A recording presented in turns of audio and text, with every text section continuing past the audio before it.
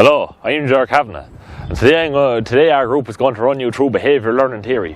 Hopefully by the end of this video you'll have a greater understanding of behavioural learning theory and that you will be aware of the impact it can have on each student individually if and when you become a teacher. We will introduce you to the main theorists behind behavioural learning theory, explain the concept of conditioning, explain the differences between positive and negative reinforcement, show examples of this positive and negative reinforcement in a classroom scenario, and hopefully give you the information to help improve your effectiveness in the classroom. There are three main figures in behavioural learning theory. These are B.F. Skinner, Ivan Pavlov, and John Watson. Each had their own way of displaying conditioning in both people and animals, and their own ideas of how conditioning can be done. Each one of these theorists are noted for an experiment or a theory in conditioning.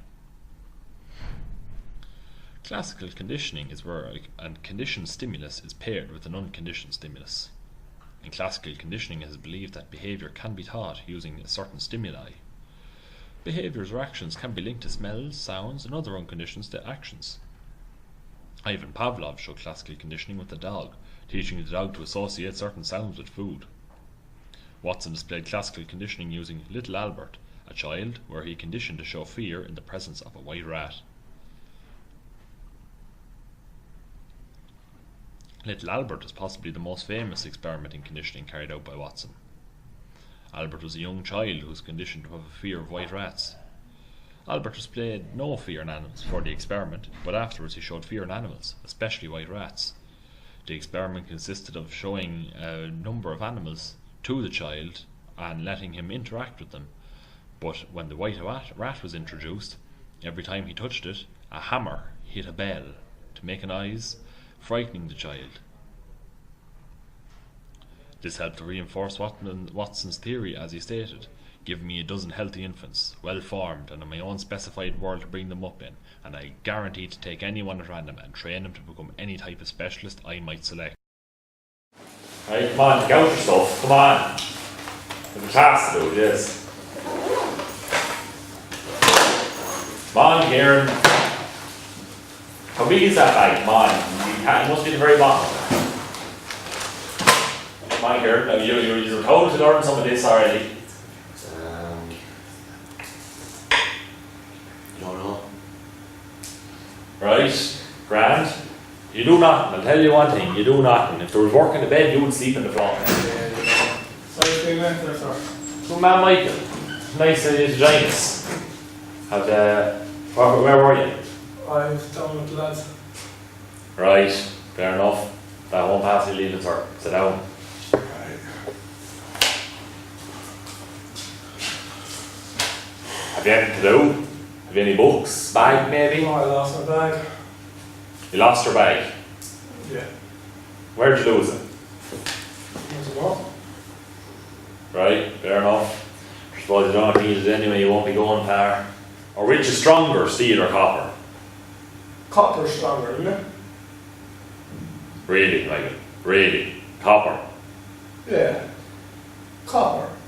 No, copper. Steel is stronger. Michael, look, if you're not going to give me the right answer or even think about these sort of things, there's no point answering at all, because you're wasting my time, you're wasting the two boys' time here.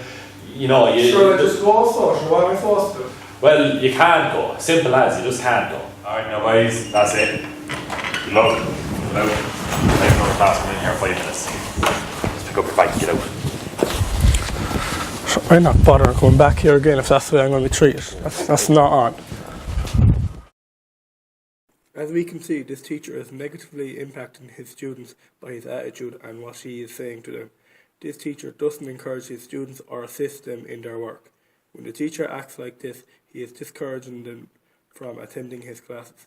As we could see from the final clip, this negative attitude can affect the students' mental health. I'm going to talk to you now about Pavlov's dog. And in this experiment, conducted by Pavlov, we see that the dog was conditioned to expect food as a reward when he heard the bell. This meant that once he got used to this, once he began to associate the two and make a connection between the two, the dog still salivated in the absence of the food. How can this affect your teaching, you may ask? Well, when you're teaching, if the student is conditioned to expect a bad response or a negative response towards bad behaviour they exhibit in the classroom or something they do wrong, they are less likely to do the same thing twice. They'll make the connection between the two, the same as the dog, and they'll stop the bad behaviour.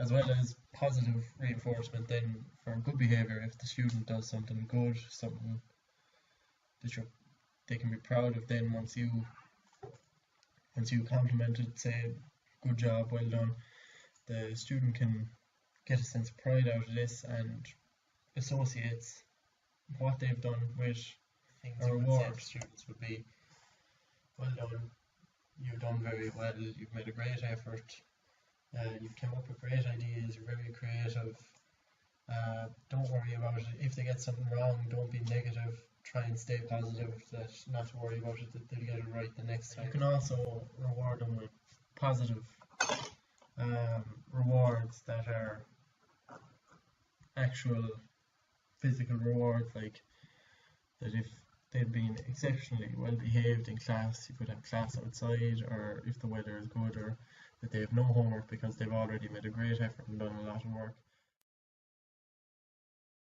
Treat them with respect, you'll get respect back, and you'll have a happy classroom.